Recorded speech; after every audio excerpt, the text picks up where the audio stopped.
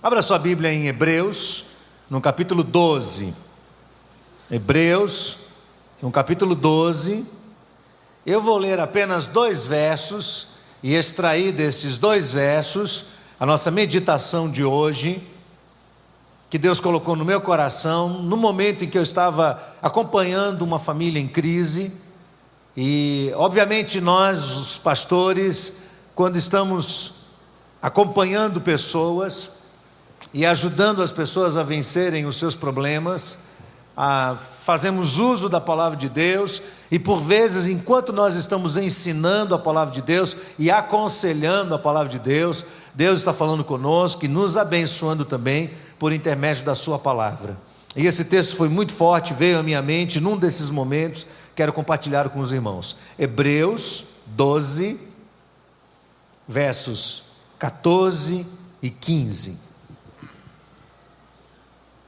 O texto diz: segui a paz com todos e a santificação, sem a qual ninguém verá o Senhor, tendo cuidado de que ninguém se prive da graça de Deus, e de que nenhuma raiz de amargura brotando vos perturbe, e por meio dela muitos sejam contaminados. Amém? Amém? Estou achando os irmãos meio dispersos, ou impressão minha? Estão atentos? Eu vou repetir aqui o verso 15. Tendo cuidado de que ninguém se prive da graça de Deus, e de que nenhuma raiz de amargura, repita comigo, raiz de amargura. Tem uma raiz de amargura, o quê? Brotando, vos perturbe, e por meio dela muitos sejam contaminados. Eu quero falar um pouco sobre este veneno perigoso, que é a raiz de amargura. Raiz de amargura. Preste bastante atenção nessa expressão. O que é que a expressão raiz de amargura comunica para você aqui hoje à noite? O que é que essa expressão comunica para cada um de nós? Porque determinadas expressões bíblicas, determinadas palavras utilizadas nas Escrituras, podem se esvaziar do seu conteúdo à medida que nós vamos nos acostumando com elas, ou que nós vamos confundindo os termos a partir do seu campo semântico, a partir das modificações que as palavras sofrem, o novo sentido que elas adquirem com o passar do tempo, das épocas e das culturas diferentes. O que é que o autor de Hebreus quis dizer com raiz de amargura? Eu creio que o sentido não muda muito do que podemos atribuir a ele hoje. O que era raiz de amargura naquela época, continua sendo raiz de amargura hoje. E é um veneno perigoso. Você vai entender por quê. Talvez alguns, ingenuamente, possam supor que a amargura é uma coisa simples, comparada com tantas coisas terríveis que têm acontecido no nosso mundo, tanto pecado escabroso, tanta violência, tanta traição, tanta infidelidade, que a amargura não é uma coisa assim que deva ocupar o nosso pensamento, ou que inspire em nós preocupação. Será que não? Se você olhar atentamente para esse texto aqui escrito, você vai perceber, nas linhas desses 2 versos, e eu quero que você mantenha a sua Bíblia aberta neles, você vai perceber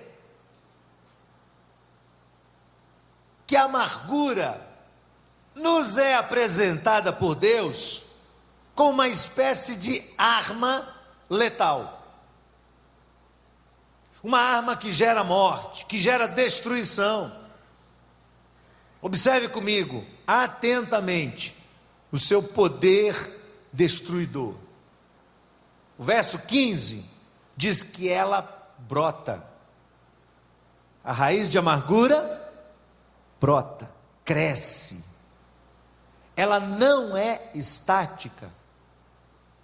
Ela avança.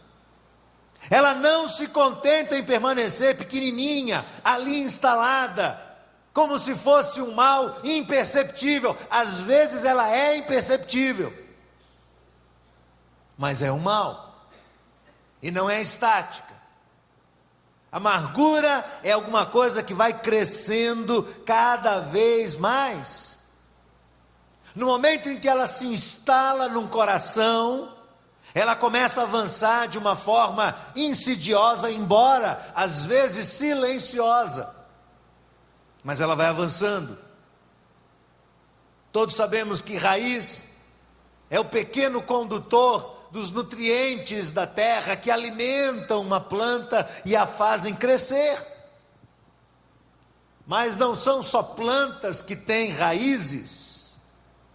Você sabe que um tumor cancerígeno, por exemplo, pode ter raízes, e que essas raízes fazem com que ele se alimente do organismo e cresça muito antes de ser descoberto, matando uma pessoa, às vezes de repente, ou aos poucos, silenciosamente.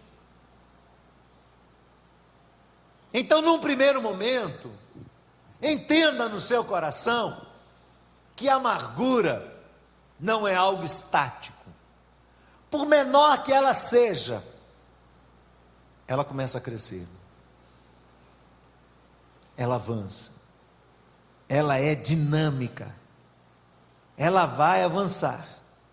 E quanto maiores as raízes, maior o dano que ela vai provocar na sua vida e no seu coração. Em segundo lugar, o texto nos ensina que além de brotar,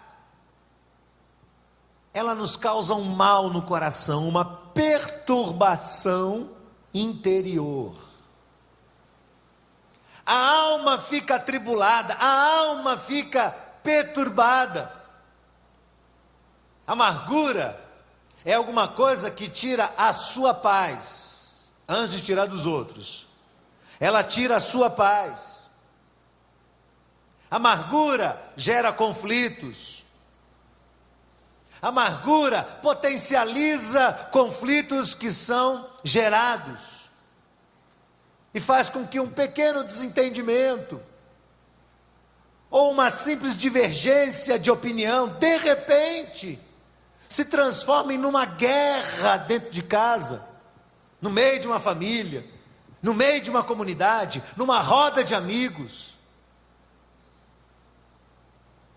que gere ruptura, conflitos, brigas, guerra, uma guerra tão grande, que ninguém sabe identificar onde é que começou. Começou na amargura, começou naquele sentimentozinho que foi depositado ali no coração, e aquilo começou a se enraizar e avançar por dentro de você, e quando você menos percebe, você não consegue mais voltar atrás, você não consegue mais restaurar um relacionamento. Irmãos queridos, vocês não têm ideia de quantos casais têm sofrido, quantas famílias estão sofrendo barbaramente, tão somente porque uma pequenina raiz de amargura foi plantada no coração e começou a trazer perturbação interior. Famílias inteiras são consumidas por amarguras que não foram tratadas. Hoje é o Dia das Mães,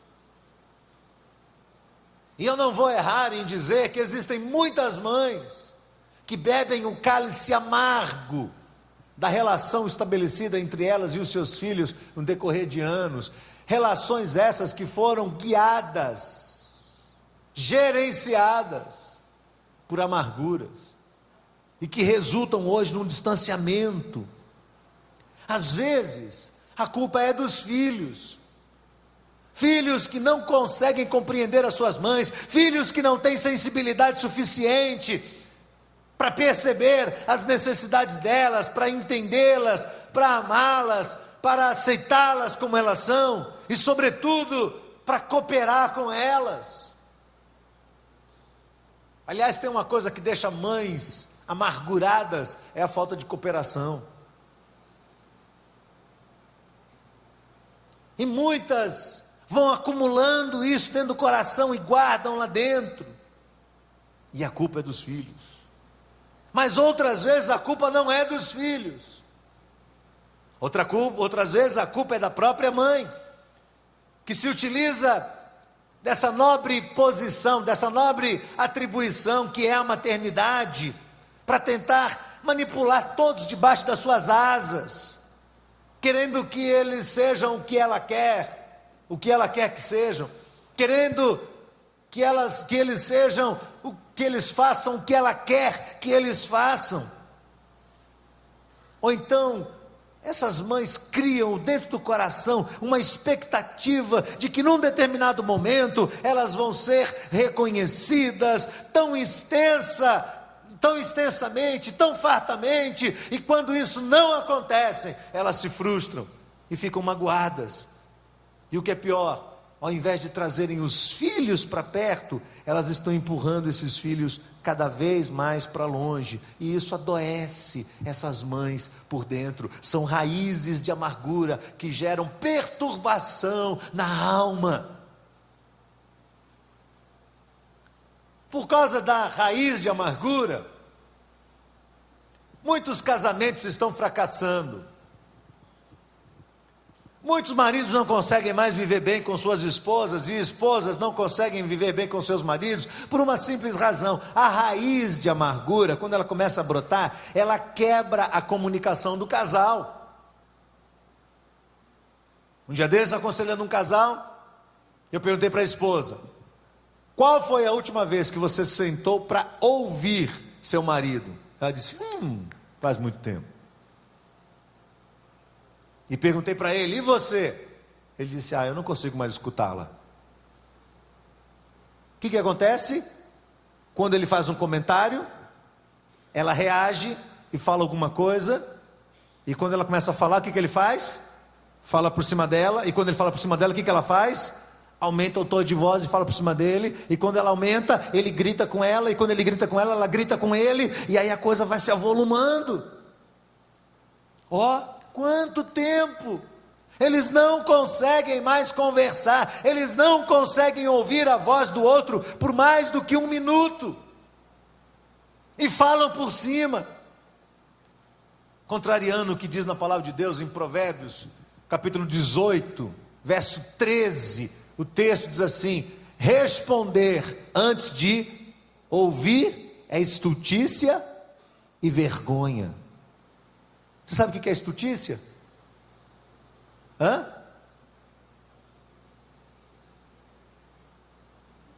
Burrice. Não é coelho, não, é burro. É burrice.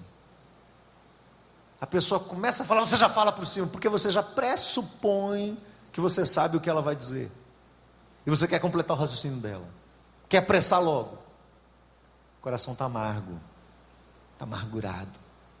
Quando você está amargurado, você não consegue se comunicar gentilmente com a pessoa que você ama. Quando você está amargurado, você não consegue ter paciência para escutar a pessoa que você ama. Isso vai potencializando a vida dos casais. Eles contrariam a palavra de Deus. Olha o que Tiago diz: toda alma, pois, seja pronta para ouvir, tardio para falar e tardio para se irar. Nós invertemos a ordem por causa da amargura guardada no coração. A gente vai logo falando, vai logo se defendendo, vai logo brigando, vai logo externando a raiva, a ira, e deixa o ouvir lá por último, na sala do conselheiro, na sala do pastor, na sala do terapeuta. Porque lá o terapeuta segura em você e fala: fica quieta, para você escutar seu marido. E fala para ele: cala a boca enquanto ela estiver falando. Aí você escuta. Só que nesse caso já chegou no extremo tão grande que às vezes é difícil de reverter. É difícil de consertar a vida de um casal, quando esse casal bloqueou a comunicação de um com o outro, em função daquela amargura que está lá dentro. Não era assim no passado, mas foi crescendo, crescendo, crescendo, crescendo, crescendo, e agora a alma dos dois está sendo perturbada por causa desta raiz de amargura. Por causa da raiz de amargura, irmãos chegam a passar anos da sua vida sem conversar um com o outro. Eu fui uma vez a um enterro de uma família de cristãos, em que os irmãos não conversavam, haviam se dividido em 2 grupos. Foi a coisa mais impressionante da minha vida. O corpo do pai no meio, sobre o caixão, de um lado uma turma e do outro lado a outra turma. E a mãe, tão desesperada, ficava assim, de um lado para o outro, porque ela não queria ir contra os filhos. Ela ia de um lado do caixão, depois ela dava a volta e vinha desse lado, depois ela dava a volta e vinha desse, porque os filhos estavam divididos um com o outro, não conseguiam mais conversar, eram inimigos, tratavam mal um ao outro, divididos por causa de raiva, de amargura, não se comunicavam mais, como aconteceu com Esaú e Jacó, que a amargura brotou e se tornou em raiva, em ira, em ameaça, e Jacó foge, e esses 2 irmãos são privados de conviver juntos por 40 anos das suas vidas, por causa de uma raiz de amargura. Irmãos param de conversar uns com os outros, porque o coração deles está perturbado por mágoas que evoluíram nessas duras estradas das circunstâncias da vida. Circunstâncias que, ao invés de serem vistas de uma forma positiva, foram enxergadas ou usadas na perspectiva daquele coração amargo. E o resultado foi que a convivência dentro da família virou um inferno. Cunhadas, genros, noras, não conversam mais, ignoram a família do seu cônjuge completamente, porque estão amarguradas, está lá dentro da alma, está crescendo aquilo, está virando um câncer dentro da pessoa, mas a pessoa insiste: enquanto meu sogro não vier pedir perdão, eu não vou lá. Sabe como é? A amargura está crescendo aqui, ó, crescendo, crescendo, crescendo, cada vez mais. Amigos, por causa de amargura, rompem laços, quebram amizades, às vezes de anos, por causa de situações tolas e simples, por não saberem administrar aquela mágoa que é depositada no coração e não tratar aquilo com seriedade. Quebram laços de amizade, rompem. E aquele que antes era um grande amigo, uma grande amiga, que ia para sua casa, que comia com você à mesa, hoje, se você vê na rua, você atravessa do outro lado para não olhar para a cara daquela pessoa. A raiz de amargura está aí dentro, e a raiz de amargura, ela é transferida de circunstância para circunstância, é um mal que está dentro de nós, preste atenção. Ela não começa, esse problema não começa na sua relação com A ou B, o problema começa dentro do coração. Se você não trata ela, você pode quebrar o laço com A, daqui um pouco você vai quebrar com B. E se não tratá-la, você vai quebrar com C, e com D, e com F, e vai continuar quebrando com todas as pessoas que aparecem na sua vida, e vai acabar sozinho. Vai olhar ao redor de você e não vai ter com quem compartilhar o fim da sua vida. Por amarguras não tratadas, as pessoas estão morrendo sozinhas. Sabe por quê? Ninguém aguenta ficar perto de uma pessoa amargurada. Ninguém. Salomão diz em Provérbios que a pessoa amargurada mostra isso na face, no rosto. Você olha para o rosto da pessoa e sai de perto dela. Ninguém suporta ficar perto de um ranzinza, de uma pessoa que o tempo todo olha para a vida numa perspectiva negativa, de uma pessoa que o tempo todo reclama de tudo, reclama de todos, que não acha bem nenhum em ninguém e em nada, que nunca enxerga uma qualidade em qualquer pessoa, sejam as pessoas mais próximas ou as mais distantes, e se enxerga, não sabe destacar isso, não sabe dizer, olha, puxa, parabéns, não sabe elogiar ninguém, não sabe agradecer ninguém por aquilo que lhe é feito, se torna uma pessoa introspectiva, amarga, que está sempre destacando o que as pessoas fazem de errado, que está sempre falando mal de líderes, dos amigos, da igreja, dos familiares, dos vizinhos, o tempo todo enxergando coisa errada, enxergando coisa errada, enxergando coisa errada.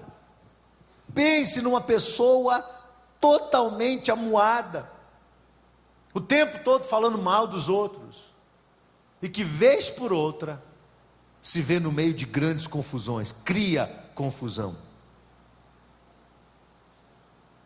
Quem tem uma raiz de amargura não tem paz interior. Quem tem uma raiz de amargura possui um espírito inquieto, perturbado. E quando essas pessoas abrem a boca, elas destilam um veneno tão terrível que geram morte. Ou então elas exalam um odor tão amargo que criam ao redor dela um raio de distanciamento das pessoas. Acabam vivendo sozinhas, morando sozinhas, sem amigos, sem gente para compartilhar, sem os familiares por perto. Eu conheci uma senhora assim, uma mulher crente, que amava a Deus, mas que era tão amarga em relação à vida, tão amarga, e ao primeiro momento parece algo incoerente, mas é um fato. Não pense você que o simples fato de receber a salvação isenta qualquer um de nós de tratarmos de pequenos pecados que vão crescer se não forem cortados pela raiz. E esta mulher que era uma grande bênção e que poderia ter ajudado tantas pessoas como ajudou na sua vida, começou a se afastar de todo mundo, por ter um senso de justiça muito aguçado, por ver que todo mundo fazia de errado. Ela começou a achar que não existia nenhuma pessoa certa no mundo, nenhuma pessoa moralmente correta no mundo, e começou a se afastar, e se afastar, e se afastar, e se afastou dos amigos, e se afastou dos familiares, e se afastou da igreja, e se afastou de todo mundo. E num dado instante, ficou só, sem ninguém. Talvez a sua família um dia receba a notícia de que ela foi encontrada após falecer dentro do seu apartamento, 2 ou 3 dias depois.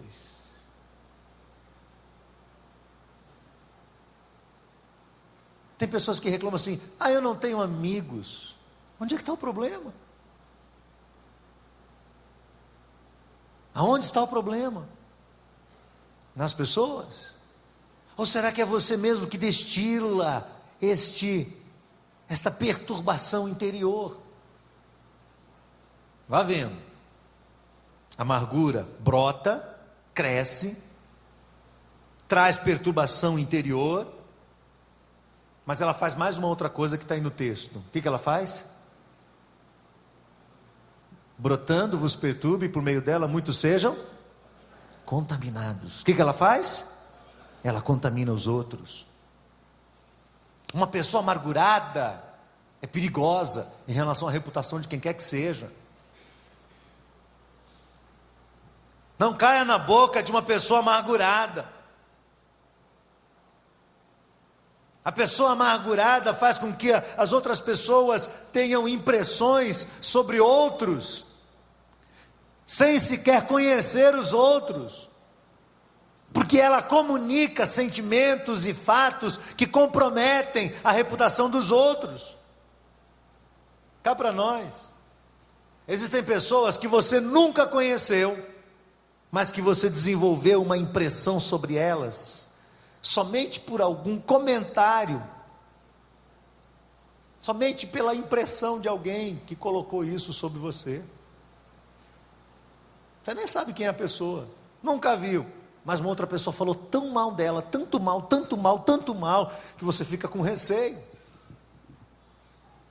No ano de 2006 eu tive um grave problema nos olhos, a igreja me acompanhou nesse período, tive um descolamento de retina e uma infecção no globo ocular, e a equipe médica que me tratava aqui não deu conta, e eu comecei a rodar por outros profissionais e cogitei a possibilidade de ter que me tratar em São Paulo, ou em Belo Horizonte, ou em Goiás, porque não estava encontrando profissionais aqui que fossem suficientemente capazes de trazer uma resposta para o problema sério que eu estava tendo, debaixo da ameaça de perder a visão.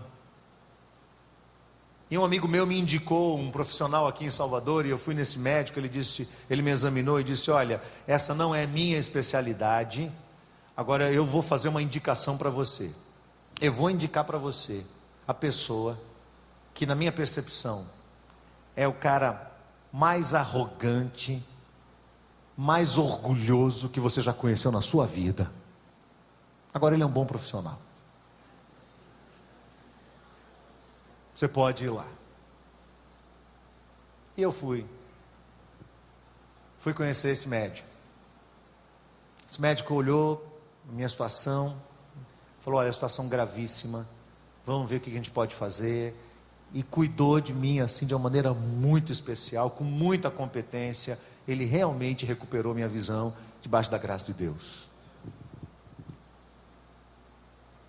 E eu comecei a ir àquele consultório várias vezes, porque só no começo era praticamente 2, 3 vezes por semana indo lá, e eu sou muito observador.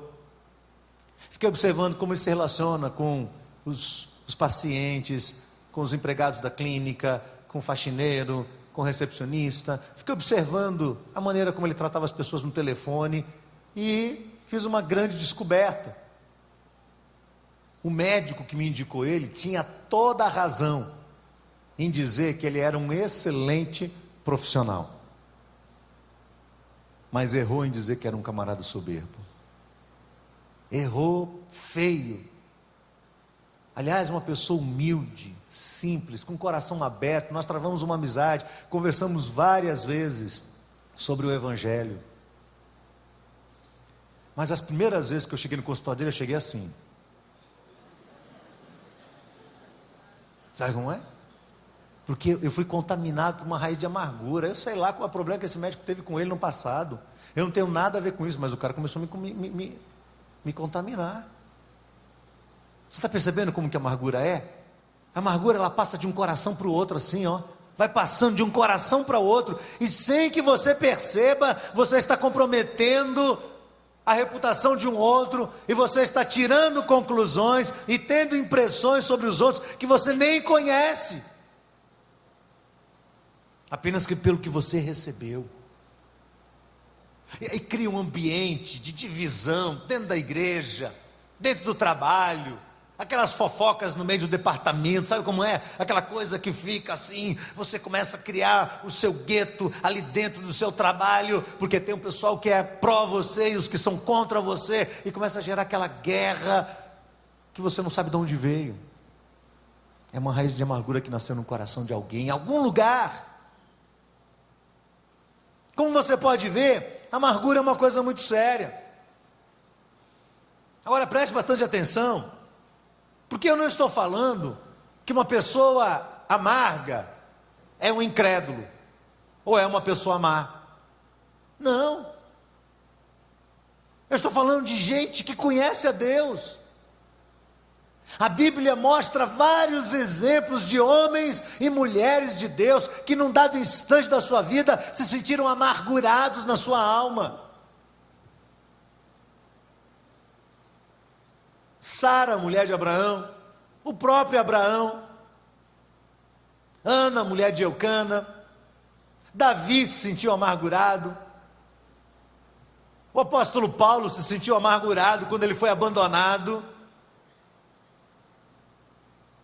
Agora é interessante como havia uma celeridade de Deus, uma rapidez de Deus em tratar logo no coração, em trazer aquilo à tona, para que aquilo não crescesse dentro de homens e mulheres que eram dele. Essa é a diferença de quem tem e de quem não tem o Espírito Santo de Deus. Se você tem o Espírito Santo de Deus, quando aquela pequenina amargura toma conta do seu coração, isso logo acende ali no seu cérebro um termômetrozinho dizendo: olha, indicando sinal de alerta, sinal de perigo no seu coração. Tira esse negócio para fora e trata isso aos pés da cruz, porque senão esse negócio corrói você. O incrédulo não. O incrédulo vai tocando. Ah, que nada, isso é besteira. Isso é besteira, isso é besteira. Sabe a geração do porque sim? Sabe o que é a geração do porque sim? Tem uma propaganda de cerveja aí de uma dessas empresas aí, que é o slogan deles é porque sim. Aparentemente é só uma frasezinha de impacto, mas não é não. Essa frase de impacto foi muito bem estudada pelos especialistas de marketing, muito bem estudada, e descobriram que a nossa geração é a geração do porque sim.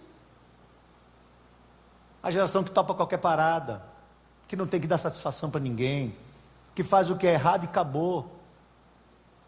O resto que se vire. Eu faço mesmo e daí? Faço porque sim, acabou. Sabe como é a geração do porque sim? Ninguém tem nada a ver comigo, com a minha vida. Eu faço porque eu estou fazendo mesmo e acabou. Estou fazendo o que é errado e acabou. E a gente não percebe, mas esse negócio vai contaminando nosso coração, vai contaminando, e a gente começa a ser a geração do porque sim também.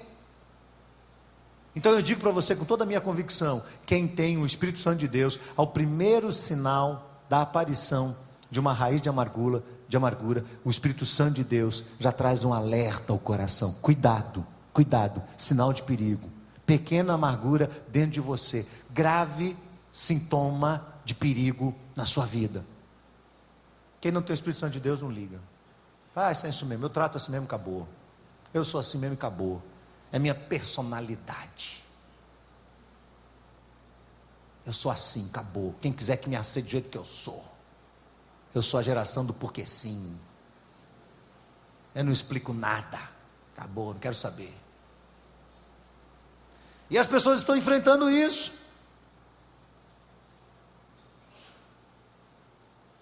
Eu estou falando aqui de cristãos. Cristãos cujo coração está cheio de boas intenções de servir a Deus. E às vezes nós cristãos somos tomados por um senso de justiça comprometido com a moral, com a ética correta, com as escrituras sagradas. E acabamos detestando ver coisas erradas acontecerem. E saímos em defesa do que é certo. Mas às vezes o sentimento vai crescendo tanto dentro de nós, porque nós vamos querendo comparar a justiça dos outros com a nossa própria justiça. E sofremos quando a gente vê um injusto prosperar. Isso aconteceu com Asaf. Asaf olhava para o ímpio, soberbo, cheio de si, arrogante, levanta o punho para cima, diz que Deus não existe. Tem amigos que vêm e ficam ao redor dele bebendo do que ele tem. E ele olha para os seus inimigos e vê que eles são ímpios, mas eles estão em segurança, em prosperidade e em saúde. E olha para ele e fala: e eu? Eu sou um servo do Senhor? Sou um justo? Sou fiel? Tenho até medo de pensar coisa errada. Mas eu sou castigado todos os dias, toda manhã. Não é justo. Essa síndrome de Asaf toma conta do nosso coração. De vez em quando a gente começa a ficar assim também, amargo. Por quê? Por que tanta gente fazendo coisa errada e dando certo? E por que tanta gente fazendo coisa certa e dando errado? Esse negócio vai crescendo, e vai perturbando, e vai angustiando a alma e o coração, e você vai ficando igual a Asaf. E Asaf só entendeu o reverso disso quando ele foi à presença de Deus. quando ele mergulha na casa do Senhor, e ele enxerga o fim do ímpio, e diz: não é isso que eu quero para a minha vida. Você pode estar se perguntando aí, o que exatamente você quer dizer com amargura? A palavrinha grega usada para amargura aqui em Hebreus, capítulo 12, significa, tem um significado amplo e abrangente. Nós precisamos de várias outras palavrinhas em português para definir bem o que ele quer dizer com raiz de amargura aqui. Quais são essas palavras? Descontentamento, ira, aspereza, amargor de espírito e frustração. Sendo que essa última, frustração, é a palavra-chave que define esses processos do crescimento dessas raízes, do enraizamento deste mal no nosso coração. E a amargura se manifesta de 4 formas. Ouça aí, fique atento e sonde o seu coração. Como é que você sabe que você está amargurado ou não? Tem 4 manifestações da amargura.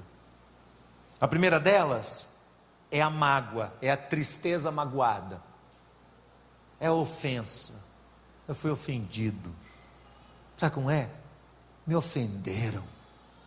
Ó céus, ó vida, ó dor, ó azar, eu fui ofendido. Sabe como é? Aí o cara fica dentro dele, fui ofendido, me ofenderam, me ofendeu, eu não acredito que ele me ofendeu. Fica aquela coisa lá dentro da alma, fica. Segunda manifestação, decepção. É quando você diz assim: eu nunca podia imaginar que essa pessoa podia fazer isso comigo. Já ouviu isso aí? Já ouviu alguém dizer? Já disse isso você? Eu nunca imaginei. Estou me sentindo injustiçado, mal agradecido. Tanto que eu ajudei, tanto que eu fiz por merecer. Já viu gente falar assim? Eu fiz por merecer, né? Mereceu. Eu esperei outra coisa. E olha o que eu recebo. É a decepção. Outra é a raiva. Interessante que uma evolui para outra. A raiva evolui para a vingança. Agora, o que é mais interessante é que, às vezes, a pessoa não tem coragem de se vingar, ou ela tem uma ética cristã que a impossibilitaria de fazer qualquer mal para alguém, mas ela fica esperando que um dia Deus, ou qualquer pessoa, quem sabe até o diabo, possa vingar. Sabe como é? Fica esperando o casamento do cara dar errado, o cara bater o carro na esquina, a empresa dele falir, fica esperando. Deus, quando é que esse cara vai se acabar todo?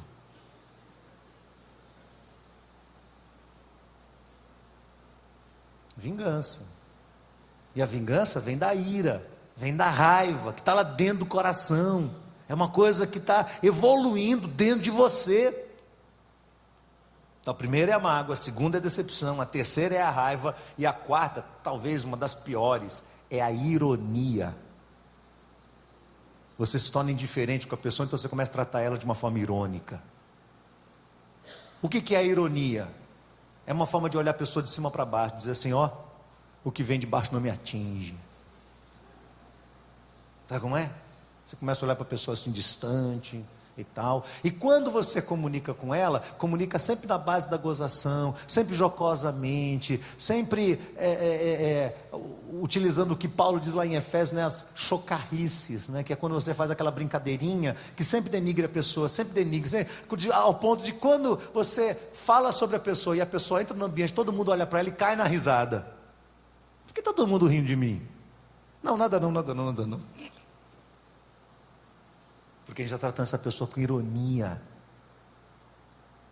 Não se iluda, a ironia é um sinal evidente da raiz de amargura dentro do seu coração. Está lá dentro, está plantado lá, está crescendo, está virando um câncer dentro de você. 4 manifestações: a mágoa, a decepção, a raiva ou a ironia, ou todas elas juntas. Pior de tudo é que esse é um mal tão terrível, tão terrível, tão terrível, que às vezes ele toma conta do nosso coração. Tem um exemplo extraordinário na Bíblia de alguém que ficou amargurado. É o profeta Jonas. Deixa eu dizer uma coisa para você. Jonas era um profeta de Deus. Ele era um crente? Quem acha aqui que Jonas era um crente? Levante a mão. Ele era, pode levantar, ele era. Deus o chamou. Não fique em dúvida não. Ele era um crente. Deus chega para Jonas e fala assim: Jonas, vai e prega minha palavra em Nínive. Jonas diz: Deus? O Senhor endoidou, é? O Senhor enlouqueceu? Nínive, capital da Síria, os babilônicos que entraram aqui, que assaltaram a nossa terra, que mataram os homens, que levaram cativas as mulheres e as crianças para a terra deles, para serem serviçais, empregadas domésticas. Esses caras que entraram aqui, arrebentaram nossa cidade toda, que destruíram o templo da adoração do Senhor. O Senhor quer que eu vá lá pregar? Não vou. Não vou, Deus, eu não vou. O Senhor vai me desculpar, mas dessa vez o Senhor pisou na bola. Está amargurado com Deus, está com raiva. Acontece que o Senhor fala assim: Jonas, tem uma coisa que você não está entendendo. Eu sou Deus e você é Jonas. Para onde eu mandar você ir, você vai. Você vai. Você é meu. Você é meu filho. E você vai. E Jonas diz: vou nada, vou fugir. Para onde fugirei do teu espírito? Não tem como, ele vai, foge, foge, foge. Deus vai. Até que quando ele se dá conta, ele está lá em Nínive, todo com a pele queimada do suco gástrico do interior daquele animal marinho, todo queimado, todo ferido. E ele entra pelo meio da cidade e fala assim: bom, Deus mandou, eu vou fazer. Dentro de 3 dias essa cidade vai ser subvertida. E ele começa a pregar uma mensagem de perdição, de destruição, uma mensagem amargurada, uma mensagem sem graça, sem a graça nenhuma, uma mensagem cheia de ódio.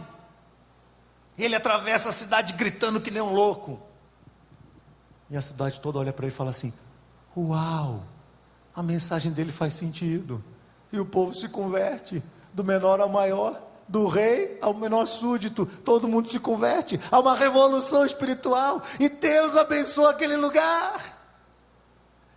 Ele atravessa, quando ele chega lá no fim da cidade, que ele olha e vê o resultado, todo mundo chorando, todo mundo se arrependendo, todo mundo vestindo roupa de saco e se ajoelhando sobre as cinzas. Ele vai diante de Deus e fala: está vendo? Está vendo, Deus? Eu sabia que o Senhor é Deus zeloso, Deus que se arrepende do mal. Por isso eu disse que eu não ia, por isso eu me apressei em fugir, porque eu sabia que o Senhor ia salvar aquele bando de gente ruim. E ele vai lá e fica do lado de fora da cidade esperando que, quem sabe, Deus se arrependa de ter se arrependido, e jogue um raio sobre a cidade e destrua tudo. E ele fica esperando e pega no sono. O sol está quente, a pele dele está queimada, e aquilo começa a ferver em cima dele, e ele começa a ficar incomodado, e Deus faz crescer uma planta sobre ele, a planta o cobre. Ele olha para Deus e fala: agora o Senhor fez a coisa boa, agora o Senhor cuidou de mim, agora estou fazendo coisa boa. Aí Deus manda um bicho e queima a planta toda, e Jonas fica irado com Deus, e o Senhor chega para ele e diz assim: Jonas, é razoável essa sua ira? Lembra da resposta dele? É razoável até a minha morte. Eu vou ficar irado até morrer. E termina o livro de Jonas. Termina. Como é que vai acabar a sua vida? Fala para mim. Como um Jonas? Você é de Deus, você recebeu a salvação, mas vai viver uma vida tão amarga, tão cheia de raiva, tão cheia de ira, sozinho, isolado, que você vai chegar lá na ponta da sua vida, vai olhar para trás e dizer assim: vivi. Entra no céu como que pelo fogo, né? Raspando ali, ó, pela graça de Jesus. Sem mais nada. Uma pessoa que viveu a vida toda, mas que termina a sua vida, o último tom da sua vida é um tom menor, é um tom negativo, é alguém que morre sem entender a graça de Deus. Que Deus nos livre desse sentimento tão ruim em nome de Jesus. Há um remédio de Deus para isso, que eu queria que você rapidamente olhasse para o texto. Qual é o remédio de Deus para este mal tão terrível? Primeiro deles, o primeiro remédio de Deus: tendo cuidado, verso 15, de que ninguém se prive do quê? Da graça de Deus. Olha aqui para mim, é a graça de Deus, e tão somente a graça de Deus, que trabalha o nosso coração, para que a gente aprenda a exercitar o que a Bíblia chama de perdão. É a oração do Pai Nosso: e perdoa as nossas dívidas, assim como nós perdoamos aos nossos devedores. E Jesus completa lá no final: porque se não perdoares aos homens as suas ofensas, tampouco vosso Pai Celeste perdoará as vossas. Então o exercício, meus irmãos, perdoar não é fácil. Olha aqui para mim, perdoar é fácil? Não é. Mas é uma ordem, é uma orientação, é um exercício, é um trabalho de Deus, e que você não faz na sua própria força. Eu agora vou perdoar, deixa eu perdoar. Você não consegue. Você precisa entender a graça de Jesus. O que é graça? A graça comunica para mim que eu não merecia ser perdoado dos meus pecados, que o que eu fiz, por menor que tenha sido o que eu tenha feito, em comparação aos piores bandidos do mundo, o que eu fiz foi suficiente para me lançar no fogo do inferno, mas Jesus me resgatou pelo seu sangue. Isso é graça. Graça. Abundante graça e merecida graça. Então, se Ele me perdoou, se Ele me transformou, eu preciso agora exercitar o perdão e ter a capacidade de deixar os meus ofensores livres, não pelo mérito deles, não porque eles merecem, mas porque Jesus me perdoou. O mérito não é do ofensor, preste atenção, você libera perdão para o seu ofensor com base no mérito de Jesus Cristo na cruz do Calvário. Começa nele, na graça de Cristo, ou como Paulo diz lá em Colossenses, ele riscou a cédula que era contra nós, acabou, não tem mais. Não se prive da graça de Deus. Vira para quem está do seu lado e diga assim: não se prive da graça de Deus. Segundo remédio aqui, ó, leia comigo, comecinho do verso 14: segui o quê? A paz com todos. Vamos repetir juntos? Segui a paz com todos. Mais uma vez: segui a paz com todos. O que é isso? É simples, meu amigo. Para de arrumar confusão, por favor. Para de arrumar briga. Para de ser pivô de confusão. Para de ser pivô de intriga. Para de ficar cutucando. Para de ficar perturbando. Seja mais flexível. Para de ficar enfrentando as pessoas. Para de ficar com essa história de que eu falo a verdade, dou a quem doer e eu vou falar mesmo. Para com isso. Para com isso. Você não é isso tudo que você acha que é, não. O que faz você ser o que você é a graça de Jesus. E a mesma graça que você recebeu, o seu ofensor pode receber da parte de Deus também, porque Ele é Deus. Não é verdade? Para de armar confusão. Não seja você o iniciar brigas. É impressionante como tem gente que tem o dom de barraqueiro. Já viu? O cara tem um dom de barraqueiro, gosta de armar confusão. É assim comigo mesmo. Eu pago para entrar e pago para sair, não pago para sair, não fico lá. Eu nunca vi um negócio desse. Gente perturbada na alma, que não tem paz interior. Para com isso. Ele está falando, olha, siga a paz com todos. Afinal de contas, O Espírito Santo de Deus que habita em você traz paz ao seu coração, ou não traz? Ele traz.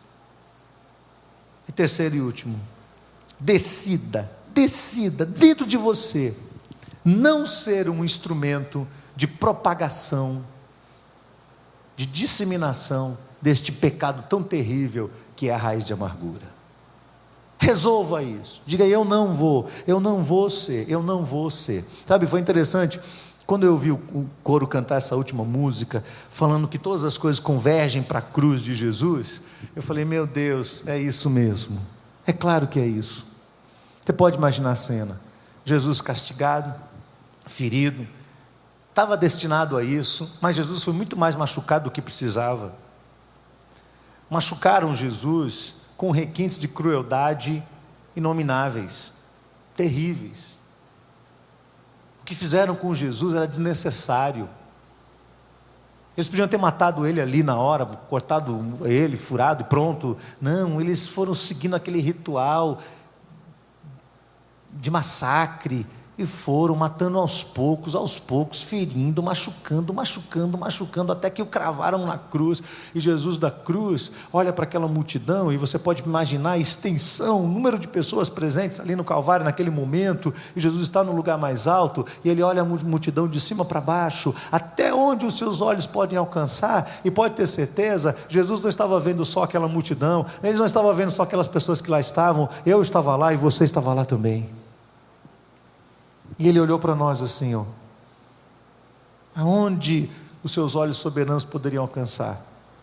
Ele olhou para nós, ele falou: Pai, perdoa-os, porque eles não sabem o que estão fazendo. Pai, perdoa-lhes, porque eles não sabem o que estão fazendo. Quando você libera perdão no seu coração, você trata a amargura da sua alma, abrindo o seu coração para perdoar.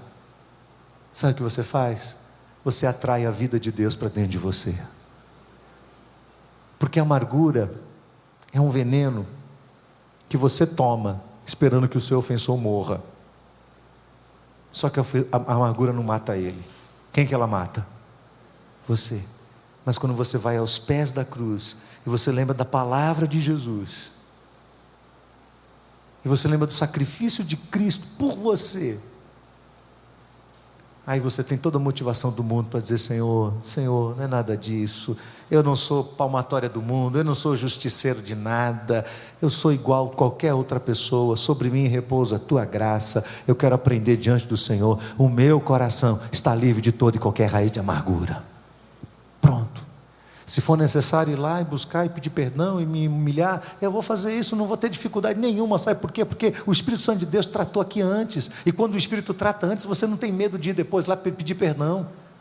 Quando você, eu às vezes me vejo assim, tentando empurrar pessoas para pedirem perdão para as outras. É que nem criança, sabe quando você tem duas crianças pequenas, e um bate no outro, aí você fala assim, pede desculpa para o seu irmãozinho, e aí vai: desculpa, porque ele está com medo de apanhar. Sabe como é?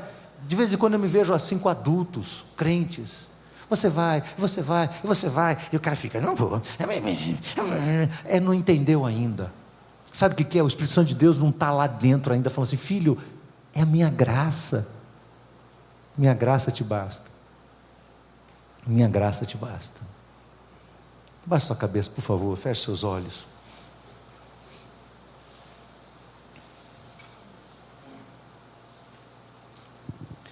Eu não sei exatamente por que Deus colocou essa palavra no meu coração. No primeiro culto, quando terminou o culto, uma irmã me procurou aqui e disse: olha, você não sabe, mas Deus trouxe a palavra, exatamente a palavra que eu precisava ouvir hoje, não podia ser outro dia, tinha que ser hoje que eu tinha que ouvir essa palavra. Mas eu realmente creio que Deus falou ao coração daquela irmã, como Ele falou ao meu, enquanto eu, no meio de um monte de correrias, preparava essa palavra. Mas eu acho que Deus tem mais coisa para falar aqui hoje. Eu acho que Deus está falando com mais gente aqui. Tem gente que abandonou seu posto de trabalho por mágoa. Tem gente que abandonou o trabalho de Deus por mágoa não tratada. Tem gente que rachou uma família por mágoa. Tem gente que está aí decepcionada até hoje, já fazem anos, você continua decepcionado.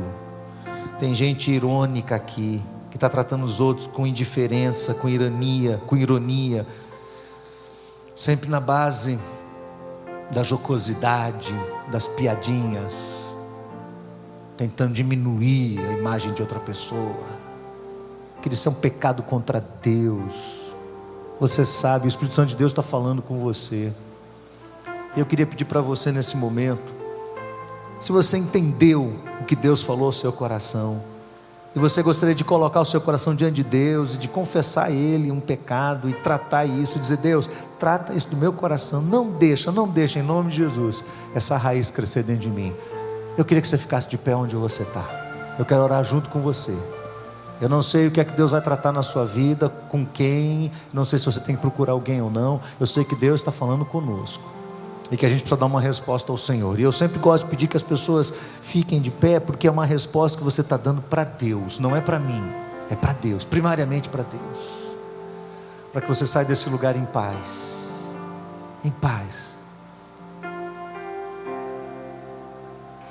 Vamos orar, queridos.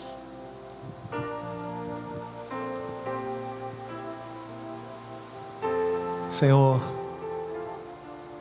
como esta chuva cai do lado de fora, sobre o telhado de todas as casas, a Tua graça abundantemente cai sobre o nosso coração.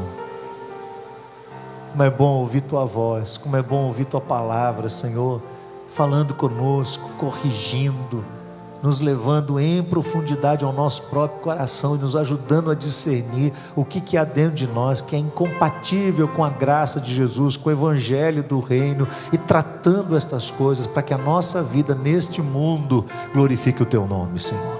E mais do que isso, para que a aplicação da Tua palavra nos torne completamente livres de nós mesmos, livres da nossa própria tendência justiceira de cobrar dos outros, e nem sempre perceber, Senhor, que o Senhor está tratando conosco.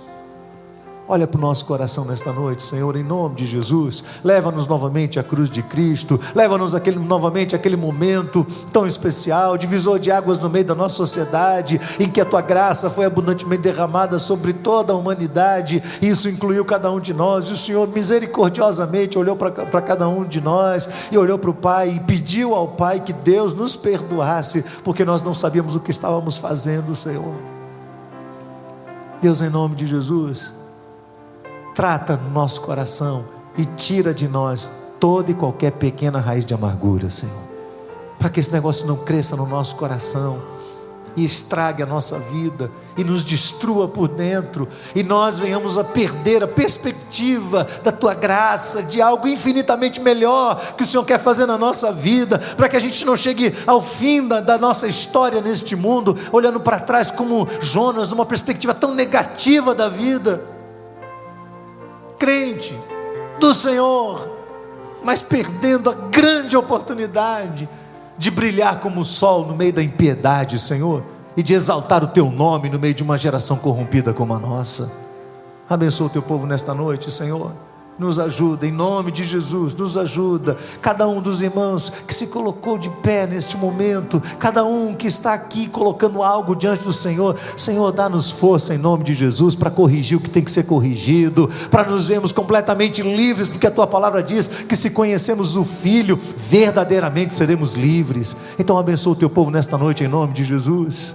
Que haja cura do Senhor derramada sobre este lugar, Senhor. Que haja transformação do Senhor derramada sobre este lugar, Senhor. Que maridos ao saírem daqui saiam transformados, esposas saiam transformados, filhos saiam mais consagrados ao Senhor. Que funcionários que aqui estão saiam deste lugar com uma perspectiva diferente em mente, e que ainda esta semana possam ser testemunhas do Senhor para os seus patrões e seus amigos do trabalho.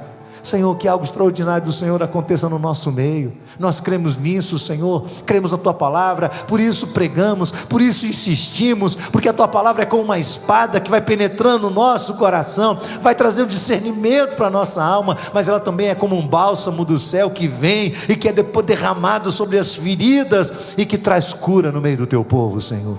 Abençoa o Teu povo nesta noite em nome de Jesus. Faz-nos sair deste lugar jubilosos na presença do Senhor, consagrados ao Senhor, com uma mente, um raciocínio mais consagrado ao Senhor. Que as nossas ações sejam fruto de uma reflexão a partir da cruz de Cristo Jesus, Senhor, a partir da Tua palavra que nos ensina, que nos corrige, que nos orienta, que nos disciplina e que nos faz trilhar no caminho do bem e no caminho da salvação, Pai. Abençoa o Teu povo nesta noite, Senhor. Leva-nos para os nossos lares, debaixo da Tua bênção, da Tua graça e da Tua paz. Que o Teu amor, a graça infinita de Jesus e a consolação e a plenitude do Santo Espírito de Deus seja com todos para a glória do Senhor, em nome de Jesus. Amém.